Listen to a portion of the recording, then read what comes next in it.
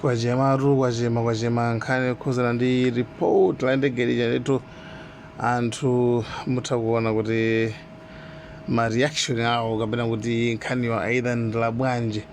Anyway, takupasira ndithu anthu angapo apa patsalano panasala mkuluyu amene ali Bambo Lighton Mangochi nawonso aliso ndi maganizo awo pa nkhaniyo. Ripoti la ngozi ya ndege yangotuluka dzana.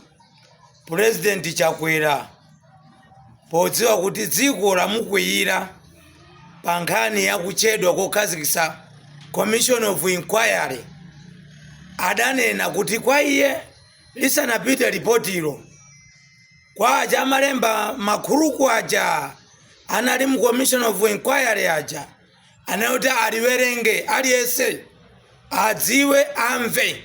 Alright, koma lero wina wake wakhuta kaya ndi nyama yanchulukira ku State House kaya ndi nyemba zanchulukira ku Lilongweko.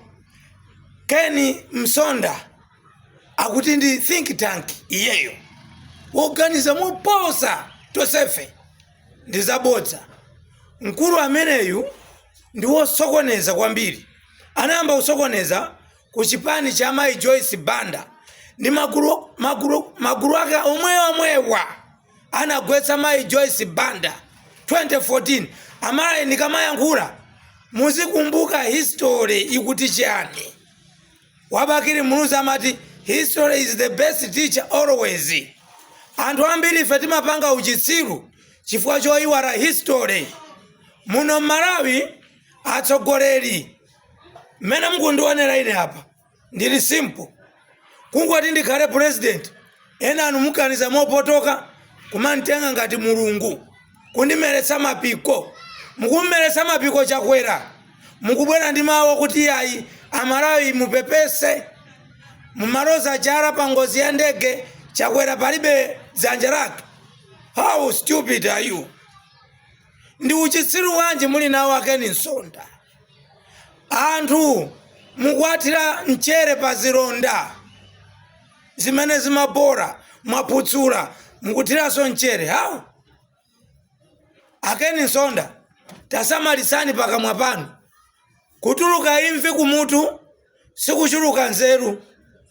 Ife za uchitsiru timakana tili pamaliro. Angozi ya Chilima imapweteka amakhala ngati mwina ali ku Tanzania adzabwera kuzalankhula. Ripoti Chakwera wang'onena kutilengezani sana yankhule kwadi mwina wopepesa akhala Chakwera. Mukuzidziwa zimenezi. Chakwera kuyenera kupepesa kwa mtundu wa Malawi kuphatikizaso kwa ine Lighton Mangochi. Chakwera andipepese chifukwa ankalengeza za kufika ndege ku Mzuzu ngati iwowo akuziwa za aviation. Amene adanamiza Chakwera ayenera ntchito itepo mpano. Amene anachita negligence za imfa ya Chilima ayimisidwe ntchito. Ndiye utsogoleri Chakwera. Mundimve kumene muli. Ine ndikulankhula ndimalankhula sindiponyetsa poyankhula. Chimene ndayankhula chimayenda mulaidi. Uyu Ken Msonda uyu akudanisani kwa anthu.